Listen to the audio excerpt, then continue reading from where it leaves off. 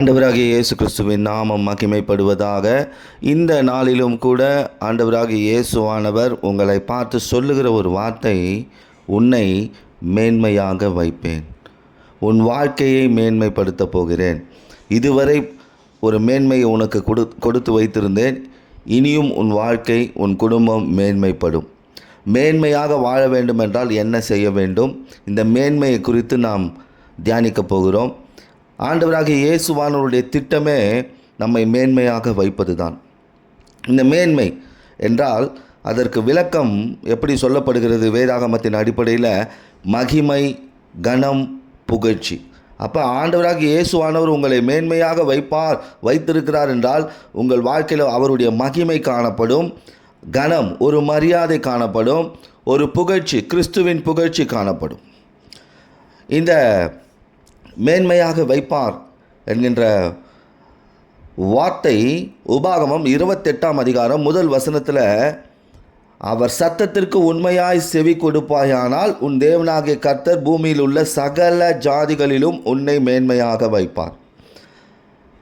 பாருங்க, இந்த வசனத்தில் மேன்மையாக வைப்பார் எப்படியா? சகல ஜாதிகளின் மத்தியிலும் மேன்மையாக வைப்பார். இது இன்னும் கூட ஒரு ஆழமாக சொல்லப்படணும்னா, ஏசி 55ஆம் அதிகாரம் 5ஆம் வசனத்தில் அவர் உன்னை மேன்மைப்படுத்தி இருக்கிறார் என்று சொல்லப்பட்டிருக்குது. அப்போ மேன்மை நமக்கு கொடுக்கப்பட்டிருக்கிறது. அந்த மேன்மையை நாம் அனுபவிக்க வேண்டும். அந்த அனுபவிக்கிற ஸ்தானத்தில் நாம் இருக்க வேண்டும். பாருங்கள், இந்த உபாகமம் 28:1 சொல்லப்பட்டிருக்கிறபடி அவருடைய சத்தத்திற்கு உண்மையாய் செவி கொடுக்கும் பொழுது, அப்போ நாம் கடவுளுடைய சத்தத்துக்கு உண்மையாக செவி கொடுக்குறோமா? கடவுள் நமக்கு சில வேளைகளில் தரிசனத்தில் பேசுகிறார், சில வேளைகளில் ஊழியர்களை கொண்டு பேசுகிறார், தீர்க்க தரிசனமாய் பேசுகிறார். அந்த வார்த்தைக்கு செவி கொடுக்கும் பொழுது இழந்த மேன்மையை பெற்றுக்கொள்வோம். ஏன்னா பாவ மனிதனுக்குள்ளே என்ன இருக்காது? தேவ மேன்மை இருக்காது. ஆகவே தான் ஆண்டவராகிய இயேசு கிறிஸ்துவானவர் தன் சொந்த இரத்தத்தை சிந்தி மனுஷனுடைய பாவத்தை அதை இரத்தத்தினால் கழுவி நீதிமானாக்கி மேன்மைப்படுத்தி இருக்கிறார்.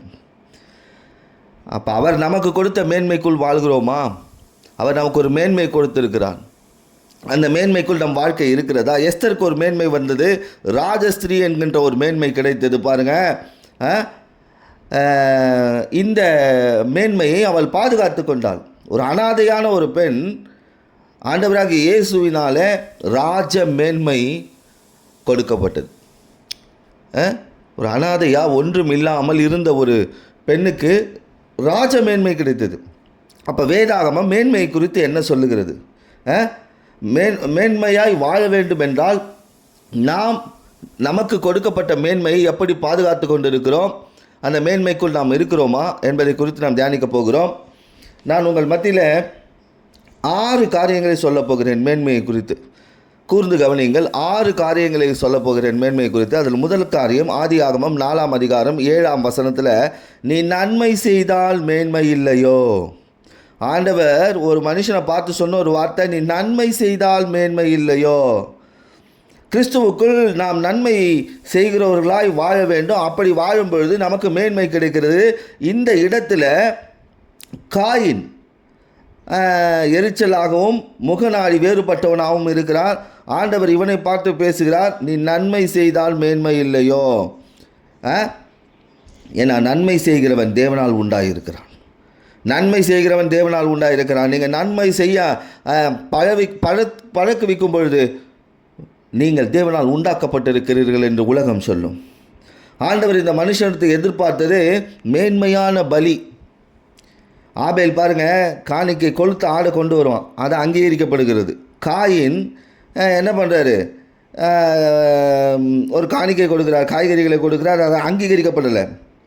அப்போ நாம் மேன்மை அடைய வேண்டும் என்றால் கர்த்தருக்கு மேன்மையான காணிக்கைகளை செலுத்த வேண்டும். அப்போ ஆண்டவருக்கு நாம் கொடுக்குறோமா? ஆண்டவர்கிட்ட பெற்றுக்கொண்டே மட்டும் இருக்கிறோமா? அப்போ வாழ்க்கையில் இப்போ ஒரு மேன்மை இருக்குது, இந்த மேன்மைக்கு மேலே எனக்கு ஒரு மேன்மை வேணும்னா நான் கர்த்தருக்கு கொடுக்கிறவனாக இருக்கணும். கர்த்தர் கொடுத்ததுலேருந்து 10ல் ஒரு பங்கை நான் ஆண்டவருடைய ராஜ்யத்திற்காக கொடுக்கிறேன் என்ற ஒரு தீர்மானத்தோடு வாழும்பொழுது என் வாழ்க்கை இன்னும் மேன்மைப்படும். அப்போ இன்றைக்கு முதலாவது மேன்மை நாம் கொடுக்கிற காணிக்கையின் அடிப்படையில் இருக்கிறது.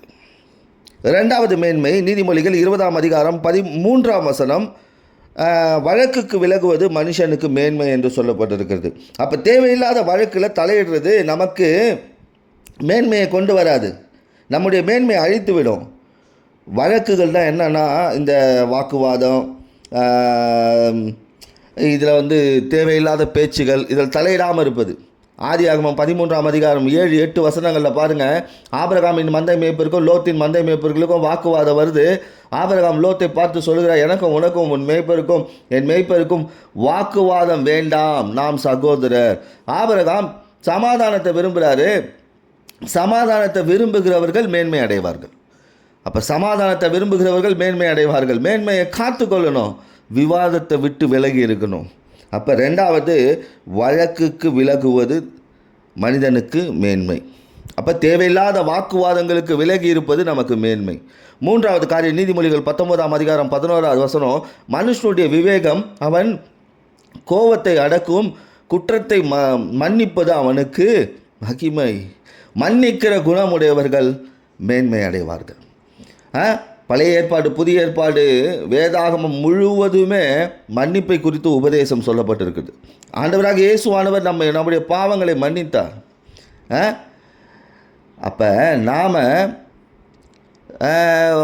மன்னிக்கிற எண்ணத்திற்குள்ளே, மன்னிக்கிற சுபாவத்துக்குள்ளே இருக்கும்போது நமக்கு மேன்மை அடையும். ஒரு மனுஷன் மறுபடியும் தவறு செய்கிறான்ற போது அவனை விட்டு விலகி இருக்கிறதும் மேன்மை தான். அப்போ மூன்றாவது காரியம், அந்த மேன்மை எங்கே இருக்கிறது? மன்னிக்கிற குணத்தில் இருக்கிறது. அப்போ மேன்மையாக வைப்பார் என்றால் கர்த்தருக்கு சரியாய் கொடுக்கிறவர்களை மேன்மைப்படுத்துவார். ரெண்டாவது, வாக்குவாதங்களுக்கு விலகி இருப்பவர்கள் மேன்மைப்படுவார்கள். மூன்றாவது, மன்னிக்கிறவர்கள் இயேசு கிறிஸ்துவினால் மேன்மைப்படுத்தப்படுவார்கள். நான்காவது காரியம், நீதிமொழிகள் 25ஆம் அதிகாரம் 2வது வசனம், காரியத்தை மறைப்பது தேவனுக்கு மேன்மை, காரியத்தை ஆராய்வதோ ராஜாக்களுக்கு மேன்மை. அப்போ காரியத்தை மறைத்து நடத்துவது இயேசு கிறிஸ்துவுக்கு மேன்மை, காரியத்தை ஆராய்வது ராஜாக்களுக்கு மேன்மை. யார் இந்த ராஜாக்கள்? நாம் தான் ராஜாக்கள். வெளிப்படுத்தல் 1 அதிகாரம் 6வது வசனத்தில் அவருடைய இரத்தத்தினால் கழுவப்பட்ட நாம் தான் ராஜாக்கள் என்று சொல்லப்பட்டிருக்கிறது. நாம் எதை ஆராய்ந்து கொண்டிருக்கிறோம்? தெய்வீகத்தையா அல்லது உலகத்தையா? இன்றைக்கு நம்முடைய ஆராய்ச்சி எப்படியா இருக்கிறது? உலகத்திற்குள்ளே இருக்கிற காரியங்களை ஆராய்வதில் அதிக நேரத்தை செலவிடுகிறோம், ஆனால் தெய்வீகத்திற்கு நேரத்தை குறைத்து கொண்டே வருகிறோம். அப்போ பாருங்கள், மேன்மை இன்னும், ஆனால் நான் மேன்மைப்பட்டுட்டேன், என் கர்த்தர் என்னை மேன்மையை ஆசீர்வதிச்சிட்டாரு, அந்த மேன்மையை தக்க வைத்து கொள்வதற்கும் நான் சொல்கிறேன், தெய்வீகத்தை ஆராய்வது ரொம்ப முக்கியம். தெய்வீக ஆராய்ச்சி இல்லாத இடத்துல எப்படிப்பட்ட மேன்மை இருந்தாலும் அந்த மேன்மை குன்றிவிடும். அந்த மேன்மை என்ன பண்ணும்? ஒரு நாள் நம்ம விட்டு விலகி போவோம். ஆனால் நாம் தெய்வீகத்தை ஆராயும் பொழுது பூமிக்குரிய ஆசீர்வாதங்களையும் பரத்திற்குரிய ஆசீர்வாதங்களையும் பரிபூர்ணமாக பெற்றுக்கொள்கிறோம். நான்காவது காரியம், ஆராய்வது ராஜாக்களுக்கு மேன்மை. இப்போ எதை ஆராய்ந்து கொண்டு கொடுக்கிறோம்? அப்போஸ்தலர் நடபடிகள் 17ஆம் அதிகாரம் 11வது வசனம், அந்த பட்டணத்தார் மனோவாஞ்சையாய் வசனத்தை ஏற்றுக்கொண்டு வேத வாக்கியங்களை ஆராய்ந்து பார்த்ததினால் நற்குணசாலிகளாக இருந்தார்கள். பார்த்தீங்களா, இங்கே இருக்கிற ஜனங்கள் வேதாகமத்தை ஆராய்ந்தார்கள், நற்குணசாலிகளாய் மாறினார்கள். அப்போ வேதத்தை ஆராய்தல் வாழ்க்கையில் இருக்கிற எல்லா கேள்விகளுக்கும் பதில் கிடைக்க செய்யும். அப்போ உங்கள் வாழ்க்கையில் எவ்வளவு கேள்விகள் இருக்குது? ஏன் இந்த போராட்டம், ஏன் இந்த பிரச்சனை, ஏன் இந்த வியாதி, ஏன் இந்த தரித்திரம், ஏன் இந்த சத்துருக்களுடைய பொல்லாத நெருக்கடிகள், ஏன் இந்த ஒரு சூழ்நிலை என் வாழ்க்கையில் வந்தது? நீங்கள் வேதாகமத்தை ஆராய்ந்து பாருங்கள். நிச்சயமாகவே ஆண்டவராகிய இயேசுவானவர் உங்கள் வாழ்க்கையில் இருக்கிற எல்லா விதமான கேள்விகளுக்கும் பதில் தருகிறவராக இருக்கிறார். வேதாகமத்தின் மூலம் பேசுகிறவராக இருக்கிறார். வார்த்தை அனுப்பி உங்கள் வாதையும் உங்கள் பிரச்சனையும் மாற்றுகிறவராக இருக்கிறார். வேதாகமத்தை அறிந்து பாருங்கள், நற்குணசாலிகளாய் மாறுவீர்கள். அப்போ பாருங்கள், காரியத்தை ஆராய்வது அப்படின்னா வேதாகமத்தை ஆராய்வது உங்களுக்கு மேன்மை. ஏன்னா இதுதான் சங்கீதக்காரன் சங்கீதம் 27:4 சொல்லப்பட்டு, கர்த்தருடைய மகிமையை பார்க்கும்படி அவருடைய ஆலயத்தில் ஆராய்ச்சி செய்யும்படியா என் ஜீவனுள்ள நாளெல்லாம் கர்த்தருடைய ஆலயத்தில் தங்கியிருப்பதே நாடுவேன். இங்கே பாருங்கள், ஆலயத்தில் ஆராய்ச்சி பண்ணுறானாம். வேதாகமத்தை மட்டும் இல்லை, ஆலயத்திற்குள்ளே வந்து கர்த்தர் என்னோடு எப்படி இடைப்படுகிறார், துதி வேலையில், ஆராதனை வேலையில், கர்த்தருடைய வார்த்தை வேலையில் என் வாழ்க்கை குறித்த வார்த்தை எப்படி புறப்பட்டு வருகிறது, அந்த வார்த்தையை வைத்து நான் எப்படி வாழ வேண்டும், என் வாழ்க்கையை அந்த வார்த்தையை வைத்து எப்படி என்னுடைய சத்துருக்களை ஜெயிக்க வேண்டும் என்ற அந்த ஆராய்ச்சியை ஆலயத்தில் செய்கிறவர்களாக இருக்கணும். அப்போ மேன்மை உண்டாகும். பாருங்கள், அப்போ மேன்மை உண்டாகும். ஆலயத்தில் தெய்வீகத்தையும் மகிமையும் ஆராய்ச்சி செய்யணும். அப்போ ஆலயத்துக்கு சரியாக வரணும், அப்போ மேன்மை உண்டாகும். ஆலயத்திற்கு சரியாக வரும்பொழுது ஒரு மேன்மை. அப்போ கர்த்தர் உன்னை மேன்மையாய் வைப்பார் என்றால், முதலாவது கர்த்தருக்கு மேன்மையான காணிக்கைகளை கொடுப்பவர்கள் மேன்மைப்படுத்தப்படுவார்கள். ரெண்டாவது, வாக்குவாதங்களை விட்டு விலகி இருப்பது, அது ஒரு மேன்மை. மூன்றாவது, மன்னிக்கிறது, அது ஒரு மேன்மையை கொண்டு வரும். நான்காவது, ஆராய்வது, வேதாகமத்தையும் தேவனுடைய ஆலயத்தின் தெய்வீகத்தை ஆராய்வது நமக்கு ஒரு மேன்மையை கொண்டு வரும். இதுதான் இப்போ பேதுரு இந்த மேன்மை குறித்து என்ன சொல்லுகிறார்? 1 பேதுரு 3ஆம் அதிகாரம் 17வது வசனத்தில், தீமை செய்து பாடு அனுபவிப்பதிலும் தேவனுக்கு சித்தமானால் நன்மை செய்து பாடு அனுபவிப்பதே மேன்மையாயிருக்கும். இங்கே 2 விதமான பாடுகள் மனிதர்களுக்கு சொல்லப்பட்டிருக்குது. தீமை செய்து பாடு அனுபவிப்பது, ஒரு சிலர் தீமை செய்து பாடு அனுபவிப்பாங்க, ஆனால் ஒரு சிலர் நன்மை செய்து பாடு அனுபவிப்பாங்க. ஆண்டவராக இயேசு கிறிஸ்து பாருங்கள், நமக்கு நன்மை செய்து பாடு அனுபவித்தார் என்று 1 பேதுரு 2ஆம் அதிகாரம் 19வது வசனத்தில் சொல்லப்பட்டிருக்கிறது. இப்போ நன்மை செய்து நாம் பாடு அனுபவித்தால் கிறிஸ்துவுக்குள் நாம் பாக்கியவான்கள், ஆசீர்வதிக்கப்பட்டவர்களாக இருப்போம். 1 பேதுரு 3ஆம் அதிகாரம் 14வது வசனத்தில், நீதி நிமித்தம் நீங்கள் பாடுபட்டால் பாக்கியவான்கள். நீதி செய்து உங்களுக்கு ஒரு பாடு வந்ததுன்னா நீங்கள் ஆசீர்வதிக்கப்பட்டவர்கள். பாருங்கள், அப்போ நிச்சயமாகவே நம்முடைய பாடுகளுக்கு ஒரு முடிவு வரும், அது ஆசீர்வாதமாக மாறும். பிலிப்பியர் 1ஆம் அதிகாரம் 29ஆம் வசனத்தில், கிறிஸ்துவ நிமித்தம் பாடுகள். இயேசுன்னு சொன்னாவே பிரச்சனை. இயேசுவை நோக்கி ஜெபம் பண்ணாத, அவரை கூட ஆலயத்துக்கு போகிறேன் போகாத. இயேசு கிறிஸ்துவ பேரை போய் சொன்னாவே அந்த இடத்துல ஒதுக்கி வைக்கிற சூழ்நிலை. கிறிஸ்துவின் சுவிசேஷத்தில் நீ பாடு அனுபவித்தால் நிச்சயமாக அது உங்களுக்கு மேன்மையை கொண்டு வரும். பாடுகள் இல்லாமல் பரலோகம் இல்லை.